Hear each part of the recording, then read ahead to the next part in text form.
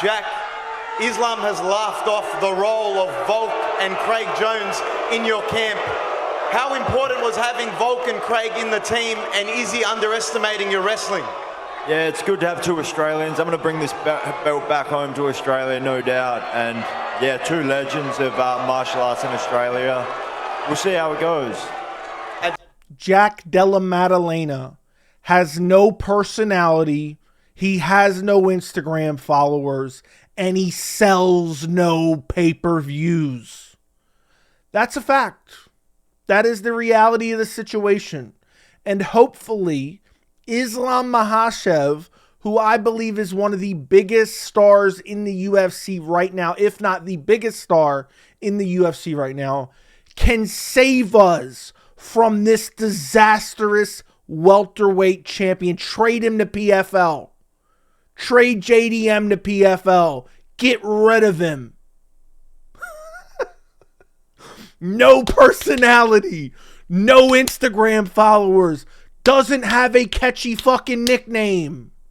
Listen to him talk at the UFC 322 press conference was like watching paint dry. If you know, you know. All right, if you know, you know. I'll give you a brief explanation, okay? Why is it personality pay-per-view sales and Instagram followers only matter when there is a Muslim champion? Please tell me. Let me know down in the comments. Why does it matter then? Why do those things seem to matter then? But anyway, this video is not going to be necessarily about that. We're getting in the weeds a bit already. This is going to be about the UFC 322 pre-fight press conference that really truly proved that Islam Makhachev is one of the biggest stars in the UFC right now. Without a doubt, one of the biggest stars in the UFC right now. And I personally don't usually care about this, but I want to break down. A lot of people always talk about, it's a business. It's a business. We need fun champions. Alex Pereira is so fun. And Kobe gets title shot after title shot because he's so edgy and fun on the mic. And Sean Strickland gets title shot after title shot because he's so fun to listen to. But yet, they clown on guys like Bilal. They say, oh, no personality, man. Sells no pay-per-views. Guys like Ankalaev, oh, he has no personality. He sells no pay-per-views, no Instagram followers. Yet I don't hear those same people saying it about Jack Della Maddalena, who is like watching paint dry. I mean, this press conference, we're going to go through a couple different clips.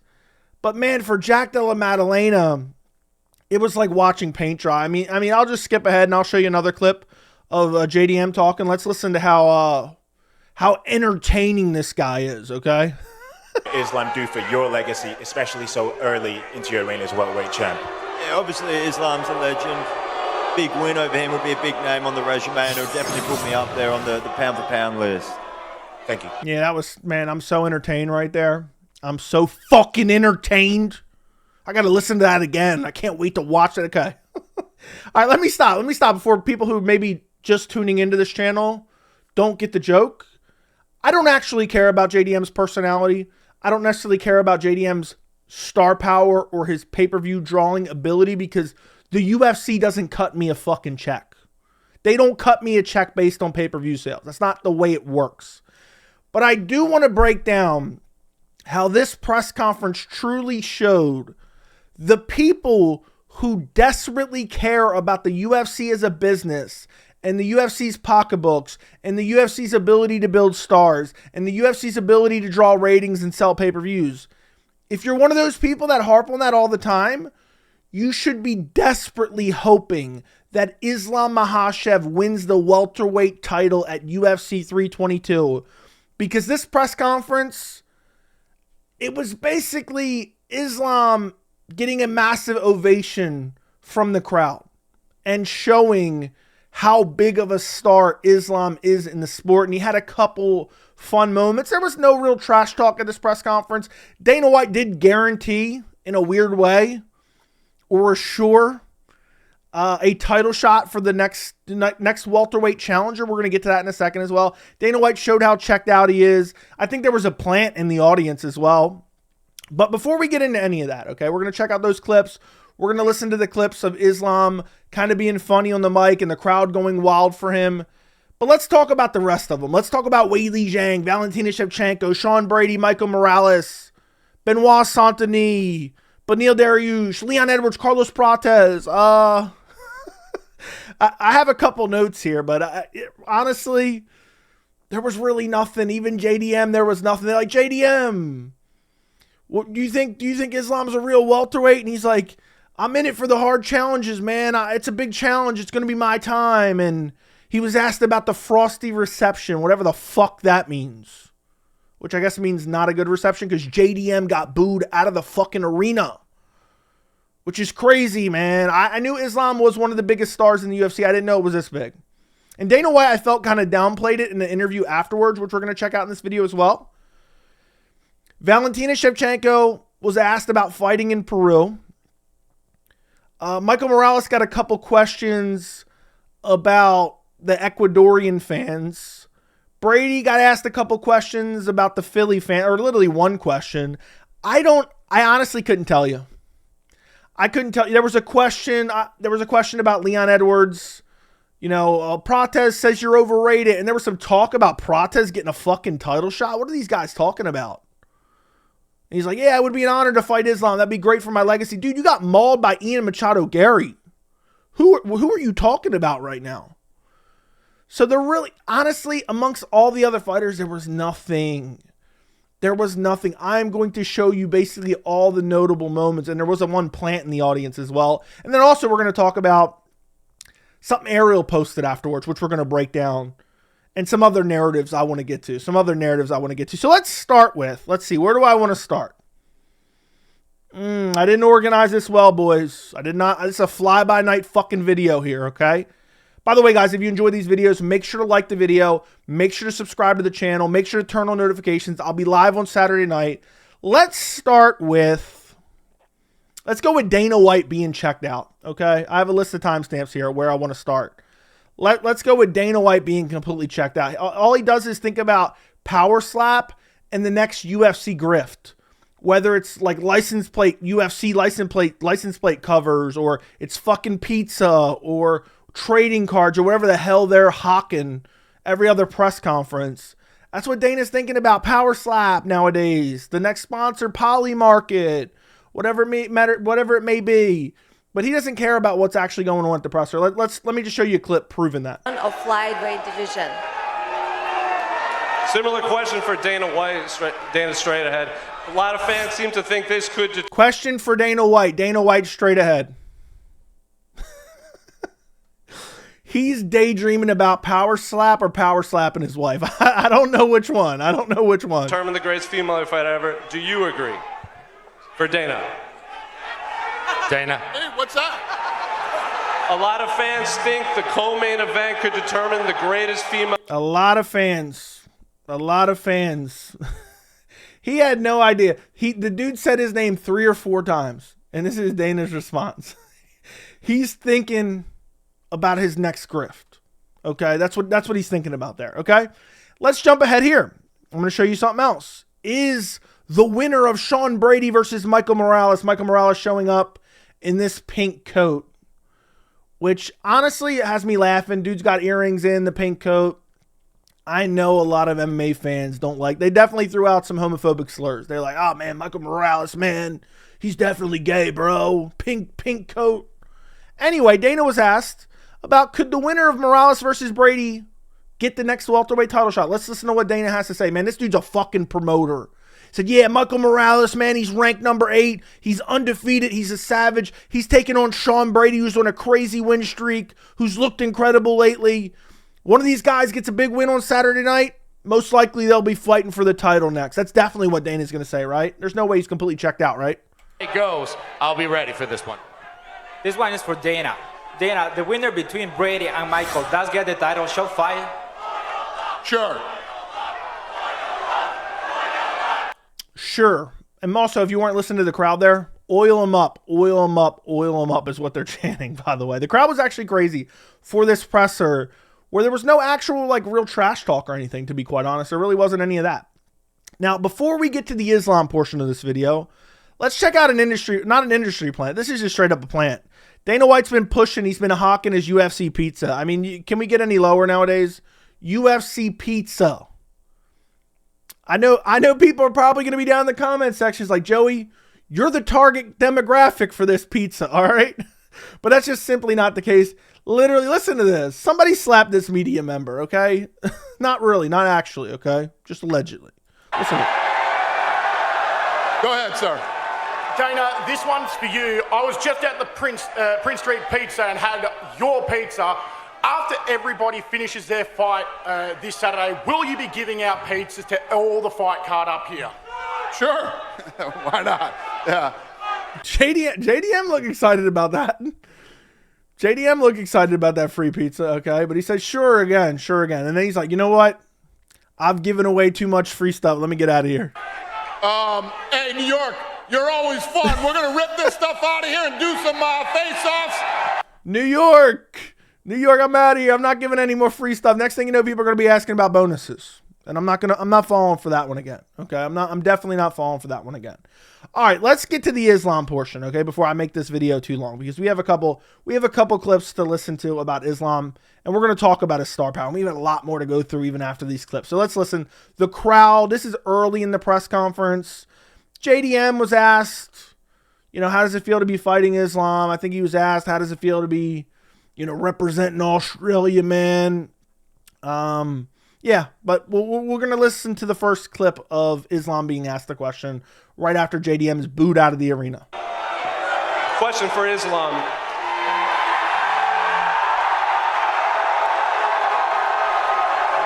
Thank you. I'll start with the crowd. You've been asking to fight here at Madison Square Garden for a long time. You're looking to make history. You're obviously the fan favorite here. What do you make of your reception here at Madison Square Garden? Well, become every day close to the fight. Very excited, When I was in Australia, in course, the crowd support my opponent. Now we're in US and people support me. Thank you. By the way, I want you guys to take a good look at some of these faces in the crowd, okay? Because we're going to talk about this later. But just take a good look at some of these faces in the crowd. Okay, this is amazing. So he likes being cheered on, okay? Nothing too notable there, but the crowd going wild. Another clip we're going to jump ahead to, okay?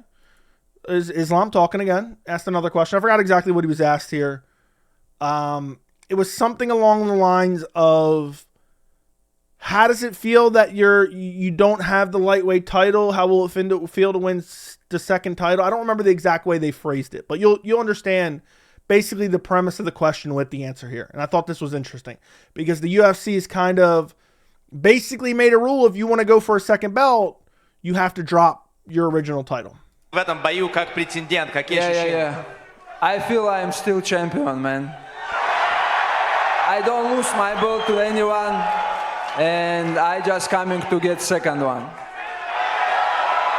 So the reason I wanted to cover that is because it was kind of weird the way Islam said he wasn't relinquishing his belt, then all of a sudden he was. And then the UFC's promoting this. They got belts in front of Islam as well as Weili, but they're no longer actual champions. So essentially the UFC is still promoting these as super fights, champion versus champion, while offloading the belt in other divisions so they can headline other pay-per-views or other massive events, I guess, in 2026 with those very same titles. Essentially, that's what they're doing now. They're kind of double dipping. They're saying Islam's still a champ. They still have the title in front of Islam. They still have the title in front of Weili. Weili had her moment. I love you, New York. And essentially, that's just what they're doing. I mean, it's just the reality of the situation.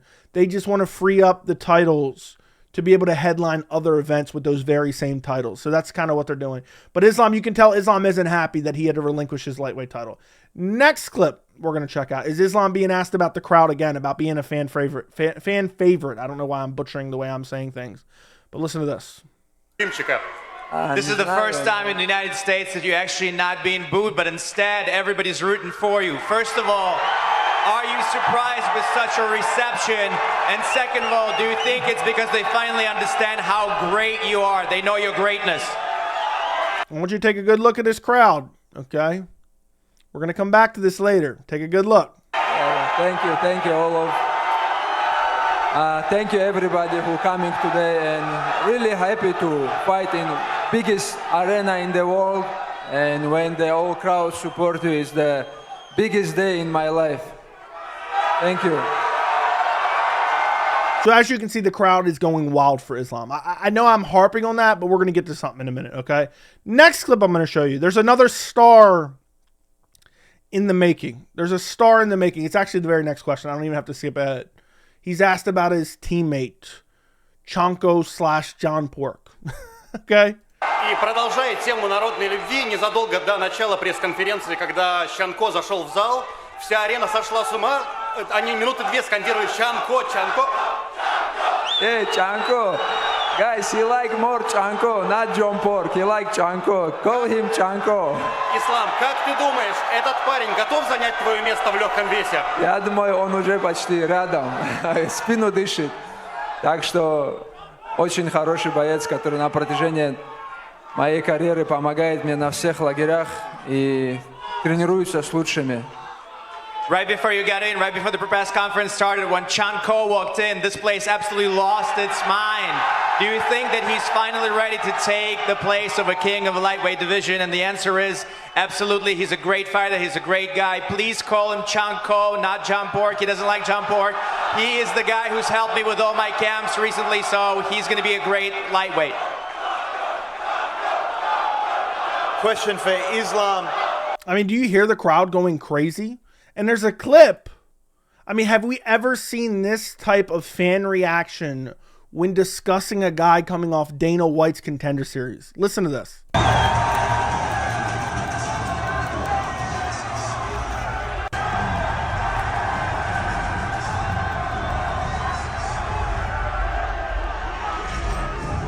If this guy can actually beat legitimate opposition, I mean, it's already a star in the making. It could be like a Hamzat level star, like Hamzat 2020 level star. And Islam promoting him at the press conference, clearly Islam is a fan favorite here. Clearly Islam has a personality and sells pay-per-views, okay? Anyway, let's check out one more clip and then we're going to get to a couple other things, okay? One more clip from the press conference and then we're going to check out a couple other things. So listen to this. This guy asked the dumbest question ever right before. You know, should I rewind this back? Should I rewind this? But this was the dumbest question I ever heard. Listen to this, and then he asked another dumb question, but it gets a good answer from Islam. And it's probably the best moment of the press conference for Islam. You're going to be able to do the same against Islam? Yep, absolutely. I started a little bit too late there. Hold on. This dude said, you stuffed Bilal's takedowns. Are you going to be able to do the same against Islam? Like, what the fuck are we even doing? Jack, we saw against Belal you were able to block or majority of his takedowns. Are you going to be able to do the same against Islam? Yep, absolutely. All night? Full 25 minutes. What is wrong with the MMA media? Hey, JDM, do you plan on trying to stuff takedowns in this fight and keeping it on the feet? How does it feel? How does it feel to represent Australia and New York City and the Big Apple, man? I mean, these questions are just horrible. But this next question, even though it's kind of a dumb question, it's not as dumb as that one. It gets a good reaction from Islam in his best moment of the entire press conference. Islam, if you have both belts at the end of the night, what are you doing to celebrate first order of business?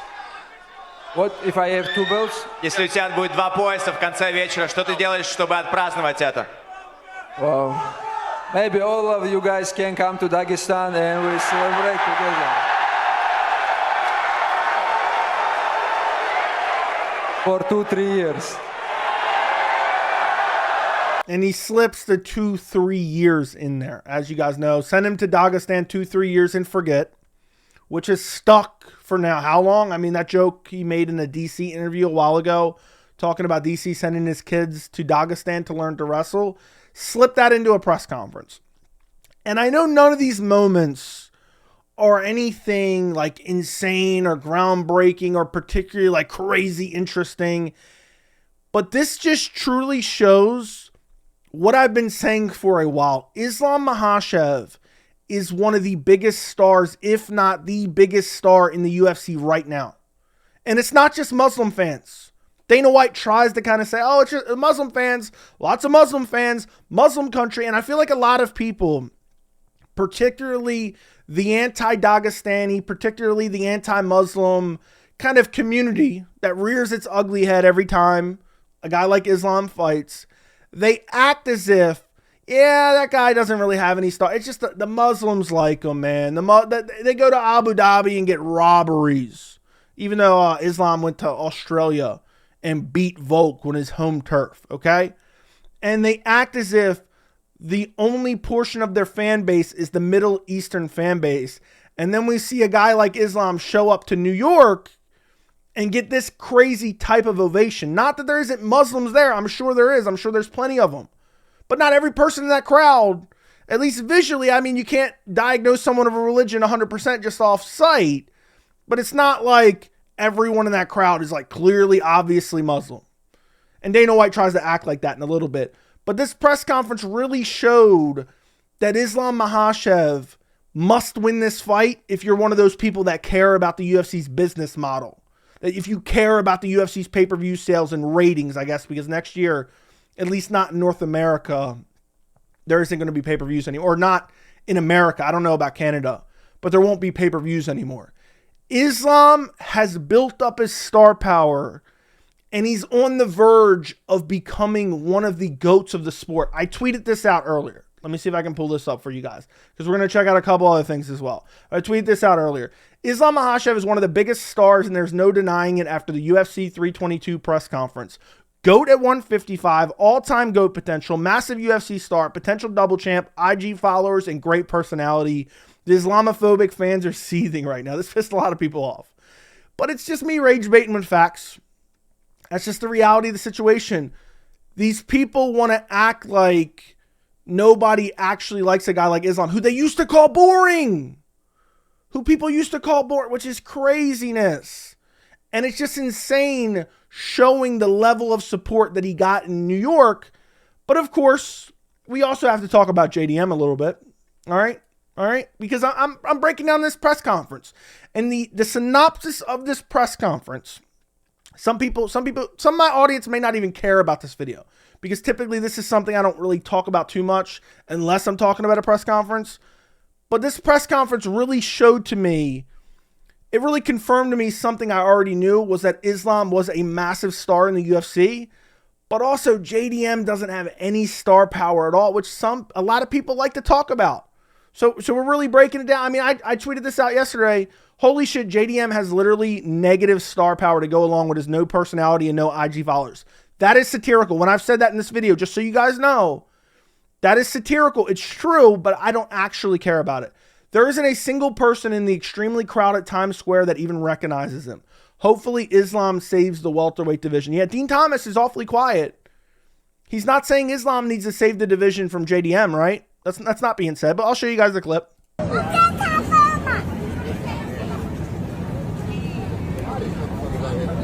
This guy look like a fighter too. He with y'all? He can fight. He can fight. You know when we sat down? I was watching. But you know who gave him a problem? I know who gave him. Nobody even recognizes JDM on the crowded streets of the city that he's fighting in. I mean, what would the ticket sales be if it was JDM versus a broomstick, okay? Islam is the A side here carrying this card.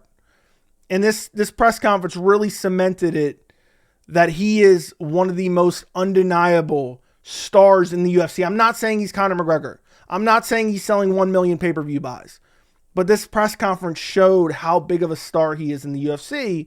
And of course, you also have Ariel Helwani. Okay? What would a press conference reaction be without the stare down with Ariel Helwani saying Don Giacomo ain't here to take part? I'm assuming this is something he's calling JDM. Ariel isn't even hiding his bias anymore, which is fine, but he pretends like he doesn't have this extreme bias against certain fighters, certain type of fighters. Okay, let's take a look at the stare down because we didn't look at it earlier.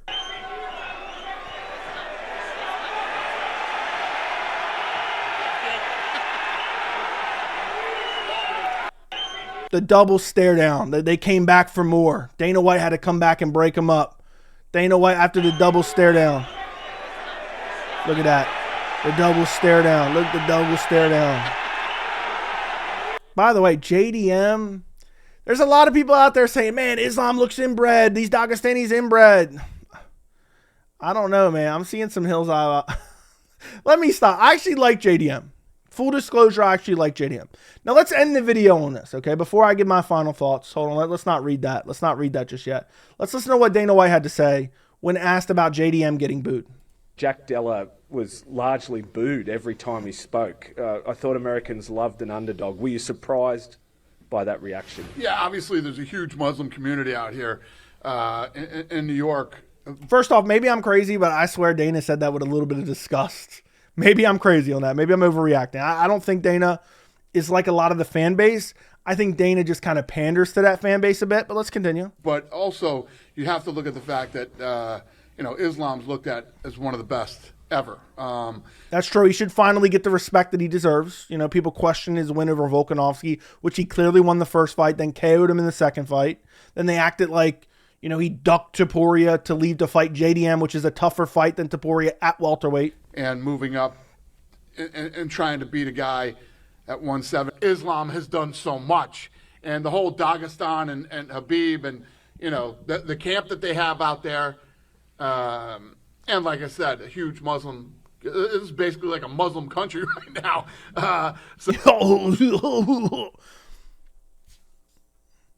I hate this dumbass narrative. And I already touched on it earlier, but this clip really encompassed it. And I don't know if Dana's just lazy, but people act like fighters like Islam only have Muslim fans, and that's simply not true. It is simply not true. And to sit there, let's go back and look at one of these clips here, okay, of the crowd going wild for Islam. Okay, let me rewind it a little bit. Islam, if you have both belts Let's at the end of the rewind it. night, what are you doing to celebrate first order of business?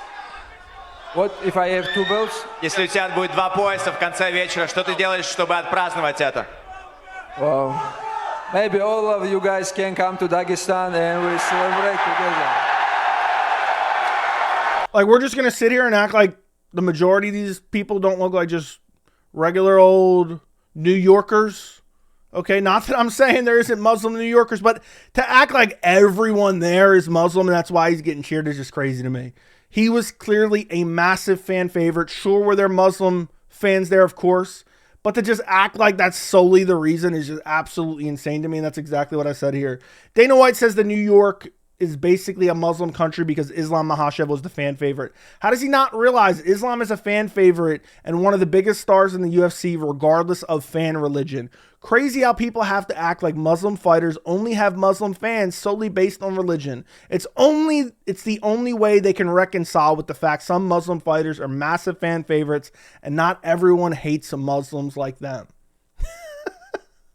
This is a crazy press conference reaction. We had Dariush also there. We had Leon Dariush looking 75 years old. We had Michael Morales. We had Sean Brady in the building. Hold on, let's see if we can get Sean Brady on the screen. We got Valentina and her son.